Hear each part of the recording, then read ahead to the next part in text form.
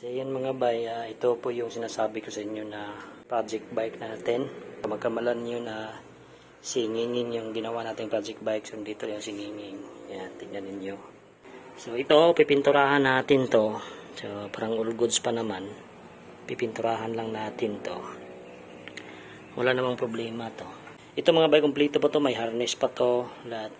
At itong shock, pinasok natin sa ating tube. Pang XRM to. So, pwede lang yung pang XRM. Pipinturahan natin to.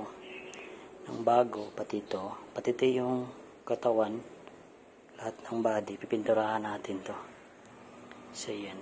So, ito, wala tong cutting. Buong buo pa ko to na body. So, wala pang...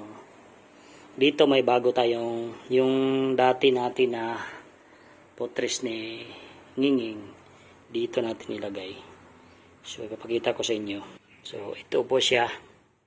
So, hindi pa to nagamit kasi yung motor natin, hindi pa nag-isang buwan, nakasifter na. Kaya buo pa, meron pa na dito. Kaya, ito yung gagamitin natin dito. So, pipinturahan lang natin to kasi gusto ko na balik sa stock. Yung ganito talaga yung gagamitin natin. Hindi na sa kabila. Mayroon pa yung kabila dito. Kaya maganda to kasi magkabilaan sila. Ito yung lalagay natin doon sa kabila. Kasi, ang mga pisa nito, mayroon nang dumating pero hindi pa siya lahat na dumarating mga bay. Sa itong body na to, hindi ko alam kung ilan ba ang magagastos natin dito pagpapintura. So, yung balak ko na color dito na ipipintura is ano po siya mga bay, kulay na ganito mga bayo. Ganitong kulay. Yan, ganyang kulay yung ipakulay natin sa body. So, tignan natin kung maganda ba yung effect. Pati dito lahat. Ito mga bay, pati to. Same to lahat. Tingnan natin kung ilan ba ang gagastusin natin dito. So, dandahanin lang natin to. Kapos tayo sa budget. Dito, wala pa. Goods pa yan dito mga bay. Papalitan natin to ng bagong center stand na stainless. Para symbol natin. So, babalik siya ng yung titindig siya ng maganda mga bay ba. So, wala pa tong problema na body. So, hindi pa to align. Disalign. Ganda pa to align mga bay.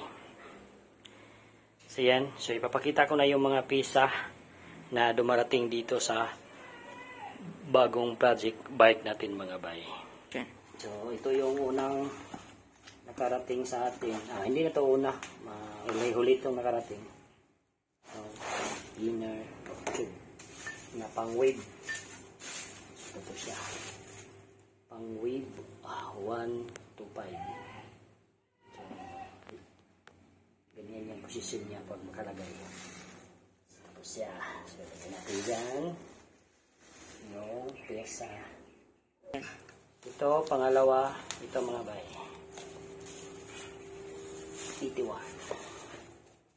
So, bago-bago to. So, ito. Rear hub. Ang likuran. So, with bearing na yan mga bay. Ito na yan. Ito din. Yan. May dalawang bearing na kasama. Front hub pang harap with 125. May bracket. Ito. Back job to na na-order natin. Pang Raider G ito na carb. So, pasok to sa ating Raider G. Sa ating hub. So, ipapakita ko sa inyo kung para makita nyo na papasok to. So, yung design to is kunting bow lang. Ito kasi yung sa Raider G. So, ipapakita ko yung sa hub sa Raider G napasok to. Ito yung hub sa Raider G natin. So, tignan ninyo. Pasok siya, di ba? Pasok siya. So, ang problema lang, hindi to fit dito sa ating sunahan. Kasi alam niyo na, ball type. So, hindi siya pwede. So, ito, back job to. Ito din, konting nagka-back job din to kasi pang sniper itong na-order natin. Yung gusto ko kasi na yung design ganito. Kaya yung pag-order ko dito, akala ko hindi na to magagamit kasi pag dito pa lang, tignan ninyo, ang layo. So, hindi siya pasok. So, ang nangyari, pag-order natin dito sa web, tignan ninyo, pasok pala siya. So, pwede pala to sa ating web na hub. Kung gusto nating maganito. Pero parang back job na rin to. Ang back job na yan.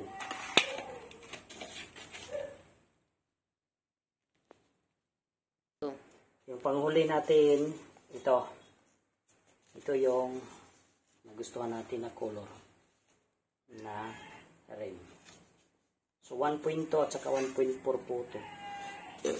Yan, sa harap natin ito ilagay. Yan, dito yan.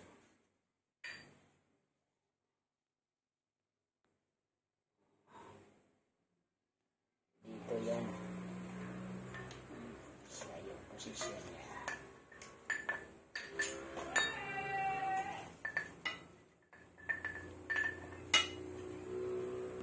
Ito sa likuran.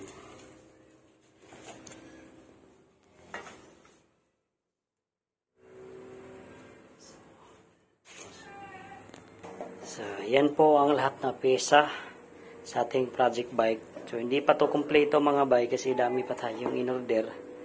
So, siguro mabuo natin to. Mga 2026 pa siguro to. Kasi dandahanin natin to na mabuo.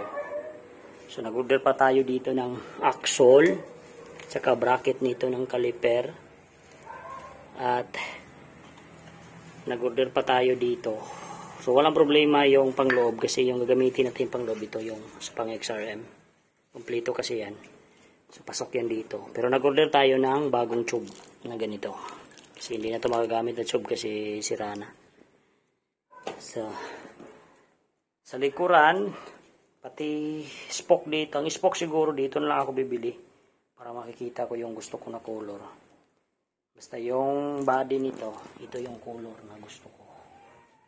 Yan po, ang gusto ko na color. So, abang-abang lang guys sa ano nito. Mukha nito mga bay. Kasi bilihan tayo nito ng bagong fairings lahat. At yung gagamitin natin na fender dito is yung pang crossover. Maganda kasi yung fender dito sa crossover. So, ito hindi na natin ito papalitan. Pinturahan lang natin to para mas maganda tignan mga bay. So ganyan na color. Para isa na lang ba. Para unique din ang kanyang design. So tignan niyo, maganda naman tignan, di ba? Nakaganyan siya yung rim natin. Hindi ko lang alam kung anong magandang spoke na ilalagay natin dito. So ayan lang siguro ang update sa ating project bike mga bay. Let's go!